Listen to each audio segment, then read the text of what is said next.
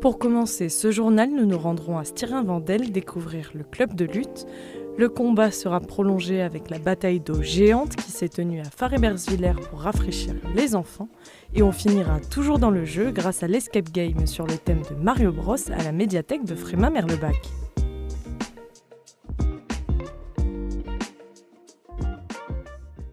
Et on se retrouve tout de suite au club de tennis pour rencontrer Alexandre, répétiteur pour les Forbestival.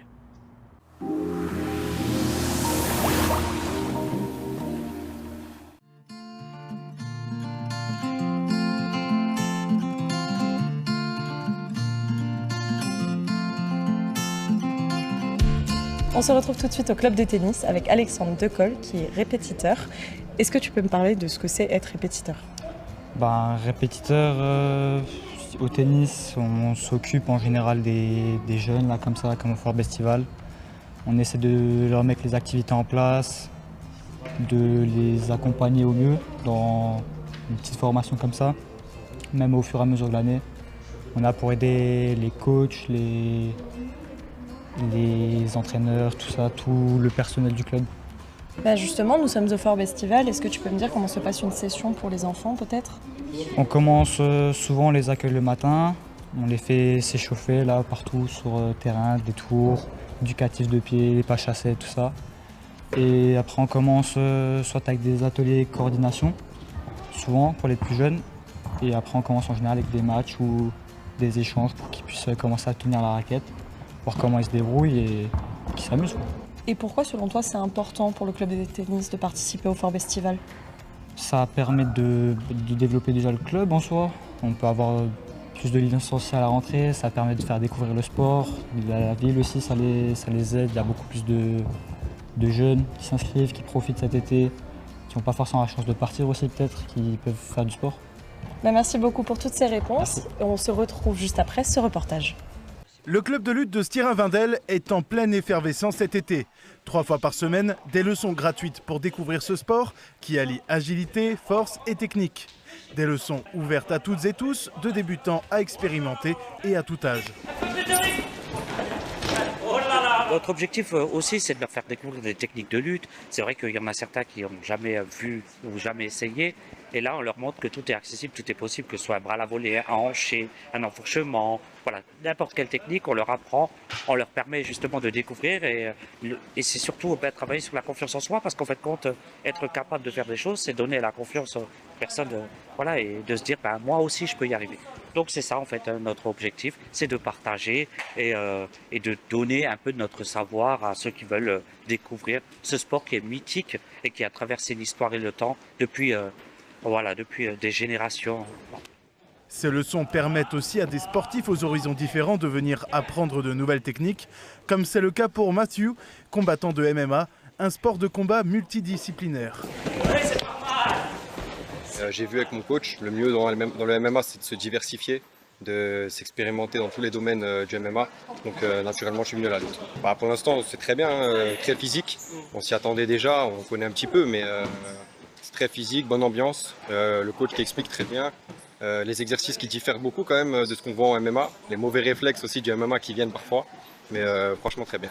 Pour d'autres, c'est par curiosité qu'ils se sont lancés dans ces séances de découverte. Pour l'instant, j'aime bien. Moi, je fais de la musculation de base. Mais là, je voulais essayer un peu un sport de combat pour voir un peu, ça change. Puis c'est physique. Il faut beaucoup de souplesse, beaucoup de force aussi. Donc ça change beaucoup et ça me plaît vraiment beaucoup. Surtout l'entraînement, quoi. Rien que l'échauffement, c'est déjà impressionnant. Alors, Ces entraînements qui mettent le physique à rude épreuve se poursuivront jusqu'à fin août, tous les lundis, mercredis et vendredis, pour les plus de 13 ans sans inscription.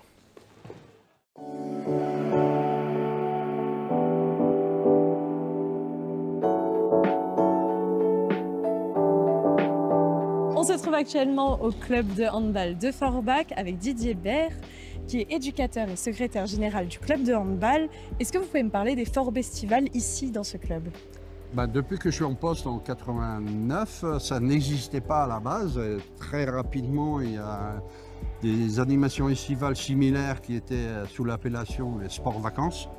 Et depuis que ça a été mis en place par la municipalité, on y adhère avec joie dans la mesure où ça reste quand même avant tout une source de recrutement pour le club. Et vous avez combien d'adhérents?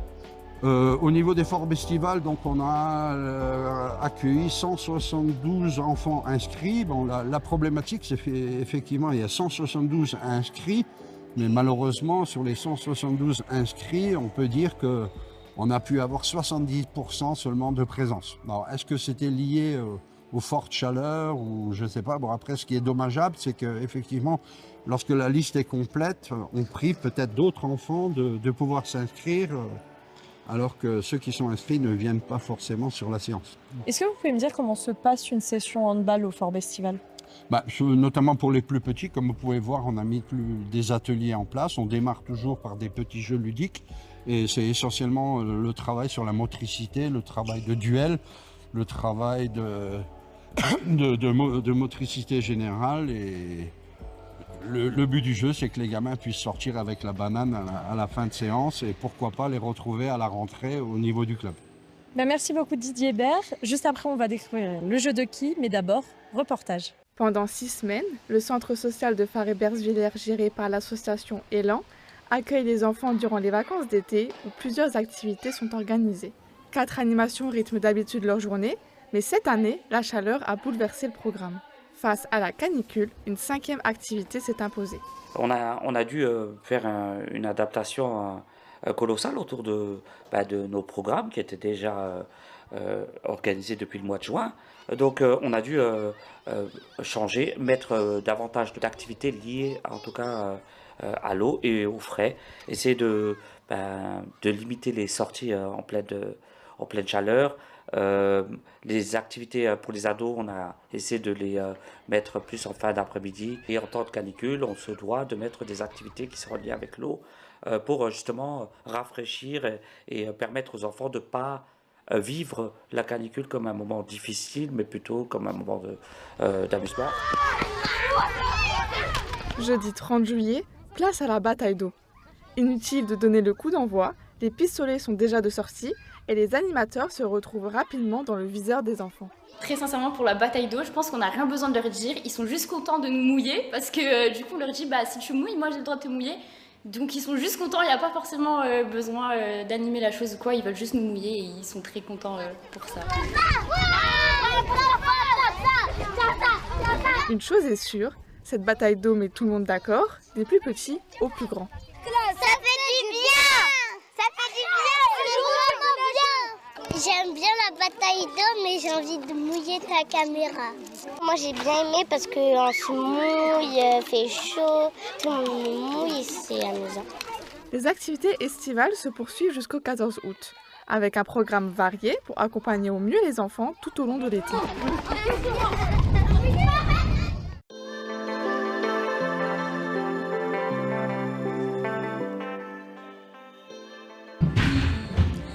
Nous sommes de retour cette fois-ci au jeu de quilles pour les Forts Estival. Nous sommes avec Léon Bou, qui est président de ce jeu de quilles.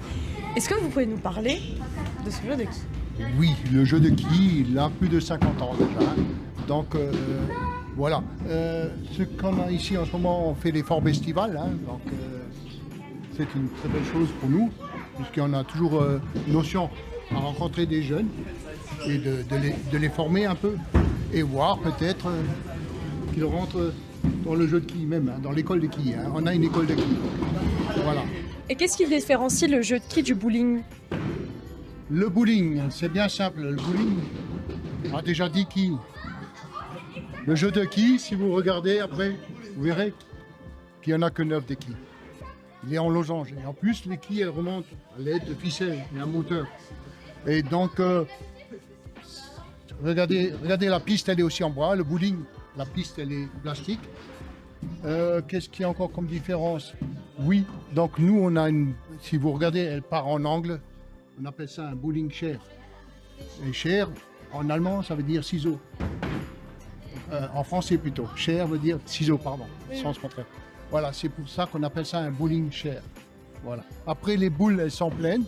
Il n'y a pas de trou, comme au bowling. Elles sont beaucoup plus petites. Elles font... Pour les enfants, c'est du 90 en circonférence. Et pour les adultes, c'est du 160 quand on joue en championnat. C'est déjà plus gros, voilà. Merci beaucoup pour toutes ces réponses, Léon. Nous, on a terminé avec l'effort festival, mais avant ça, reportage. C'est moi, Donkey Kong, le roi de la médiathèque. Un coffre à ouvrir, des indices à retrouver et 8 énigmes à résoudre. Les jeunes participants parcourent la médiathèque à la recherche de précieux indices. Un escape game inspiré de l'univers d'un célèbre héros du jeu vidéo, spécialement imaginé pour les enfants de 6 à 10 ans. Alors les jeux vidéo, ça parle à tout le monde.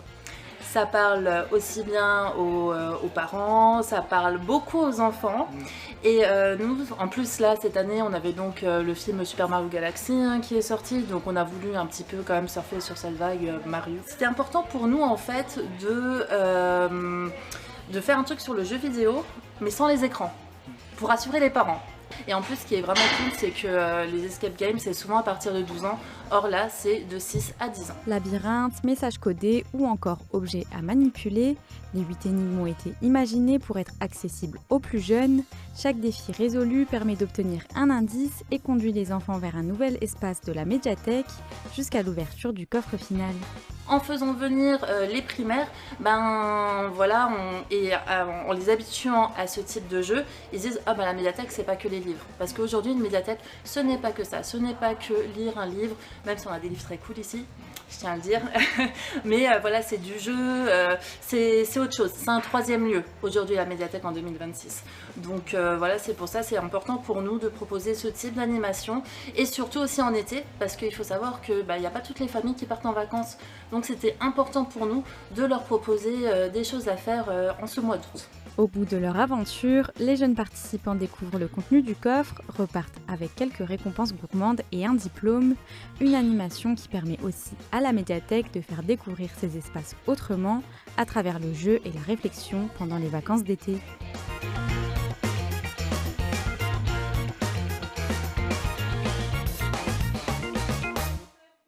C'est déjà la fin de ce quartier d'été. Vous pouvez retrouver toutes nos actualités sur le site www.tv8.fr, sur notre page Facebook, YouTube ou Instagram. Très belle semaine à vous sur TV8 Moselle Est.